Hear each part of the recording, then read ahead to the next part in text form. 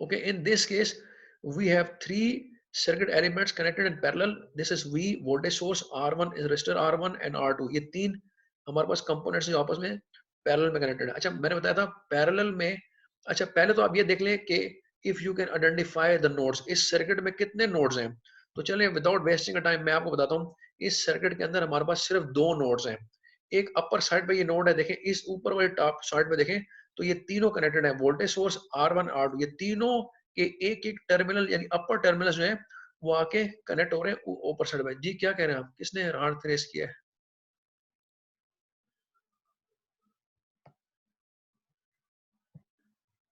और it was by mistake. Anyways, तो for example hair अभी हमने देख लिया कि मैंने कहा इसमें एक तो टॉप नोड है हमारे पास जहाँ पे तीनों सर्किट एलिमेंट्स आगे ज्वाइन हो रहे हैं.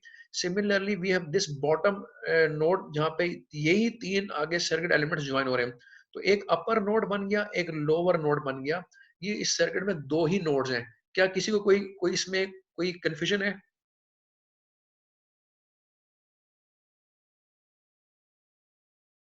जी एनीवन, कोई कंफ्यूजन तो नहीं है ना इसमें नोड्स के अंदर?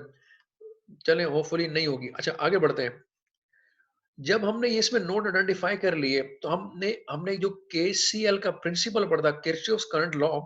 इस नोड के ऊपर जो करंट एंटर होगा वो एक ही एंटर होगा जो कि इस वोल्टेज सोर्स से आ रहा है. ये देखिए ना, डायरेक्शन बता रही है हमें.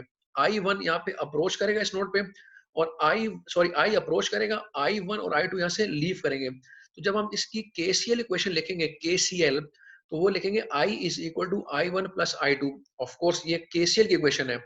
ऊपर अगर हम जाएं सीरीज सर्किट में तो वहां पे हमने कौन सी इक्वेशन लिखी थी? केवीएल की इक्वेशन लिखी थी. ठीक है, यहाँ हम लिख रहे हैं केसीएल क्योंकि यहाँ पे करंट इन्वॉल्व है. तो जब हमने आई वन आई टू लिख लिया, उसके बाद हमें पता है आई वन आई टू की वैल्यू क्या होगी. वी अपॉन आर वन और plus V upon R two, दोनों को वी भी इसलिए लिखा क्योंकि वोल्टेज इसमें पैरेलल में सेम होता है. तो यही वोल्टेज जो सोर्स का होगा यही आर वन के क्रॉस भी होगा और यही आर टू के क्रॉस होगा. इन दोनों के क्रॉस वोल्टेज सेम होगा बिकॉज ऑफ पैरेलल सर्किट. तो हमने इसलिए लिखा कि आई वन की वैल्यू होगी वी अपॉन आर वन और आई टू की वैल्यू होगी वी अपॉन आर टू. तो जब हम वी यहाँ से कॉमन निकाल लेंगे तो it will become one upon R one plus one upon R two, और ये बन जाएगा V अपॉन आर पी. ठीक है, यानी ये जो P और S लिखा है ना, वहां पे S लिखा है. तो ये पैरेलल के मतलब मकसद होता है कि आपको पता है कि जो पैरेलल रेजिस्टर होते हैं, अगर आपने इसका इक्विवेलेंट निकालना हो तो वो आप इस तरह करके निकालते हैं, one upon R one plus one upon R two, लेकिन ये होता बराबर है वन अपॉन आर टी के. तो जब आप इसको फ्लिप करेंगे तो ये आप इसको ऐसे लिख सकते हैं कि V अपॉन आर पी, यानी आर पी मतलब होता है कि इक्विवेलेंट पैरेलल रेजिस्टेंस. ठीक है, और हम जानते हैं कि इक्विवेलेंट पैरेलल रेजिस्टेंस बराबर होती है one upon R one plus one upon R two के. ठीक है, और हम इसको इस तरह निकाल लेते हैं कि आर पी की वैल्यू आ जाएगी R one R two upon R one plus R two. ये लेकिन याद रखिएगा, ये सिर्फ दो रेजिस्टर्स अगर पैरेलल में होगा तब ये केस बनता है. ठीक है, जब तीन हो जाएंगे तो फिर ये इतना सिंपल नहीं रह जाती चीजें. फिलहाल हम सिंपलिसिटी के लिए दो को एनालाइज कर रहे हैं. तो अगर आपके पास दो रेजिस्टर्स का पैरेलल में अगर अपने उसका इक्विवेलेंट निकालना हो तो उसका एक स्ट्रेट अवे तरीका होता है कि ऊपर दोनों का प्रोडक्ट लिखें, नीचे दोनों का सम ले लें और रेशो ले लेंगे तो आपके पास आरपी की वैल्यू आ जाएगी. ये तब तब होगा जब हमारे पास सिर्फ दो रेजिस्टर पैरेलल में कनेक्टेड होंगे, तब आप ये अप्लाई कर सकते हैं.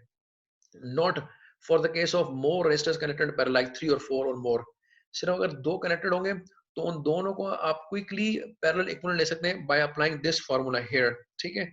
अच्छा, इसके बाद जब आपने ये कर लिया तो कहने का मकसद ये है कि अब देखें हमने केवीएल से स्टार्ट लिया, वहां पर ओम की वैल्यूज, ओम लॉ की वैल्यू सब्स्टिट्यूट की, फिर इस तरह से हमने एक इक्वेशन बनाई और हमारे पास आरबी की वैल्यू ये आ गई है. ये तो खैर वैसे भी हमें पता ही थी ऑलरेडी, हम जानते हैं सब. अच्छा, उसके बाद हम करेंगे क्या? उसके बाद हम करेंगे ये कि जो वोल्टेज होगा ना इसके बारे में. अच्छा, ये इन्होंने अब यहाँ पे उसको ही चेंज कर दिया है. एक मिनट. जी, खैर, अब यहाँ पे इन्होंने क्या किया है, ये लिखते हैं कि आई वन टी, ये अब टाइम डोमेन में चले गए. खैर इसको मतलब समझे ये कि करंट ही है. ये करंट बराबर होता है voltage upon resistance R one के. ठीक है, और हमने आर वन, अच्छा इसमें अगर हम गौर करें तो ये जो R two upon R one plus R two लिखा हुआ है ये किस चीज को रिप्रेजेंट कर रहा है? तो आई टी. ठीक है, तो ये एक्चुअली आपको पता है कि जो करंट होता है ना, करंट वो बराबर होता है वोल्टेज अपॉन रेजिस्टेंस के, यानी वी अपॉन आर के. ठीक है, और इसमें आप अगर वैल्यू पुट कर देंगे फॉर एग्जांपल किसकी, जो हमने पीछे निकाली थी वी टी की, ये वाली, ये वाली, ठीक है? क्योंकि अभी देखिए ना, यहाँ पे कहने का मकसद ये है कि वोल्टेज अपॉन रेजिस्टेंस है, ठीक है? तो अगर वोल्टेज अपॉन रेजिस्टेंस है, हम इस आर को, इसको कैसे चेंज कर सकते हैं? ये वैसे ही है जैसे हमने उसमें किया था ना, यहाँ पे फॉर एग्जांपल हियर, कि हमने जब V2 को लिखा था I टाइम्स R2 के बराबर, वोल्टेज बराबर होता है, तो हमने यहाँ पे क्या किया, R2 को रहने दिया और I की जगह हमने लिख दी ये वैल्यू, ठीक है? यानी रेजिस्टेंस को रहने दिया और I की वैल्यू प्लेस कर दी, ठीक है, करंट की। इसी तरह से आप यहाँ पर क्या करेंगे, यहाँ पर आप क्या करेंगे, R1 को रहने देंगे और VT की वैल्यू प्लेस कर देंगे, और VT की वैल्यू हमने पीछे निकाली हुई है, ठीक है? वोल्टेज किसके बराबर होता है? अ, 1 मिनट,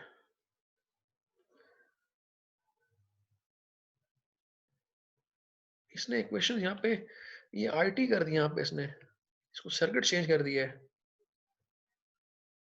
खैर, इसी को एग्जांपल ले लेते हैं, ठीक है? तो इसमें अगर आप देखेंगे तो यहाँ पे IT, हालांकि वहां पे एक्चुअली तो वोल्टेज सोर्स था, हेयर यहाँ पे वोल्टेज सोर्स था। एनीवेज, मैं आपको बताता हूँ।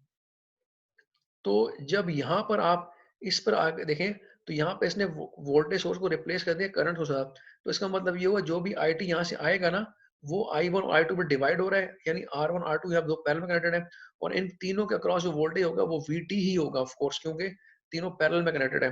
तो करंट बराबर होता है वोल्टेज अपॉन रेजिस्टेंस के, यानी, और ये हम किस तरह लिख रहे हैं कि हमें पता है कि जो I1 की वैल्यू होगी वो वोल्टेज अपॉन रेजिस्टेंस है, ठीक है, हेयर, और इसको हम लिख रहे हैं R2 upon R1 plus R2 IT form, यानी हमने यहाँ से VT को, जो ना वोल्टेज को, हमने देखा कि वोल्टेज को हमने यहाँ से रिप्लेस कर दिया और उसको हमने लिखा करंट की फॉर्म में। ये इक्वेशन ड्राइव की गई है, ऐसे ड्राइव की गई जैसे यहाँ पे हमने ड्राइव की थी, किसके लिए? फॉर एग्जाम्पल इसकी मैं आपको दिखाता हूँ, इस जगह देखें, जैसे हमने ये फॉर्मूला यहाँ पे लिखा था ना, और फिर हमने आई के लिए ये इक्वेशन ड्राइव की थी, आई के लिए कि आई बराबर हो जाएगा we not upon R1 plus R2, और फिर हमने हर जगह आई की जगह इस वैल्यू को पुट किया, हेयर एंड हेयर, ठीक है? क्योंकि देखें दोनों केसेस में जो चीज सेम है ना, वो है करंट। तो यहाँ पे we not upon R1 plus R2 था, इस तरह यहाँ पे we not upon R2 upon R1, यानी ये दोनों चीजें सेम है, करंट है। बाकी R2 और R1 जो है वो रिप्लेस हो रहा है, चेंज हो रहा है, because of the R1 R2 here, otherwise current same है, ठीक है? तो वहां पे क्या चीज सेम है? यहाँ वोल्टेज सेम है। तो यहाँ वोल्टेज को आप कैसे लिख सकते हैं? आप वोल्टेज को यहाँ पे ऐसे लिख सकते हैं कि वोल्टेज बराबर होगा इसके R2 upon R1 plus R2 into I times के, ठीक है? ये असल में R1 को यहीं रखेंगे और V2 की V वोल्टेज की वैल्यू यहाँ से अब बेसिकली फाइंड आउट करेंगे। तो जब आप उसको यहाँ प्लेस करेंगे तो अल्टीमेटली आपके पास बन जाएगा IT, यानी जो टोटल करंट है, times R2 upon R1 plus R2। इस तरह से IT2 की बराबर होगी, ये भी वही चीज है, सिर्फ R2 का फर्क आएगा, तो इसलिए ऊपर R1 upon R1 plus R2। अच्छा, ये एक्चुअली हुआ क्या है, ये जो आपने ये वाला इक्वेशन लिखी ना, ये वाली, ये प्लेस की गई, देखे ना? अभी आप करेंगे क्या कि जैसे आपके पास ये फॉर्मूला है, ये किसके बराबर था? ये बराबर था I is equal to V upon R P, ठीक है?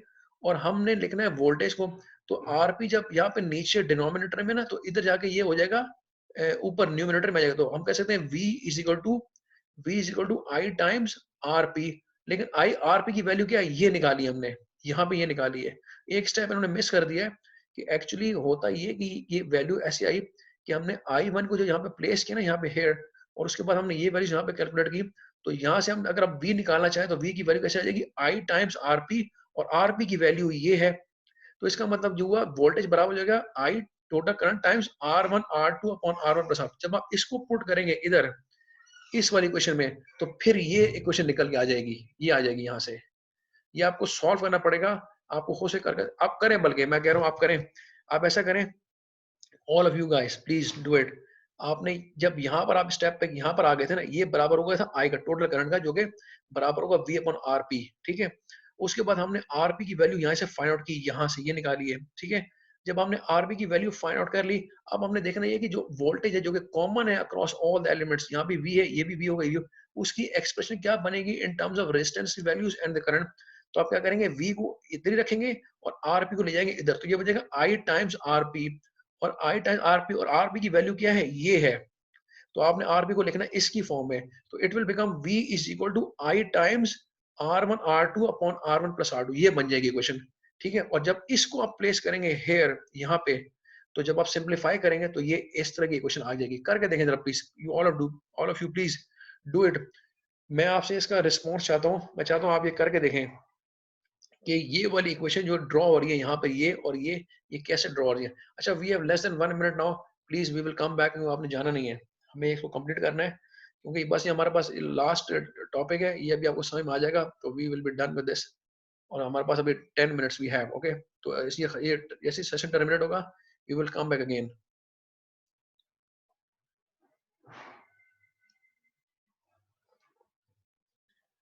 मीनवाइल आप इसको प्रैक्टिस करें, जो मैंने बताया आपको, करके देखें ये कैसे आई है क्वेश्चंस। यहाँ से आई है, इसकी वजह से आई है, यहाँ से स्टार्ट करेंगे।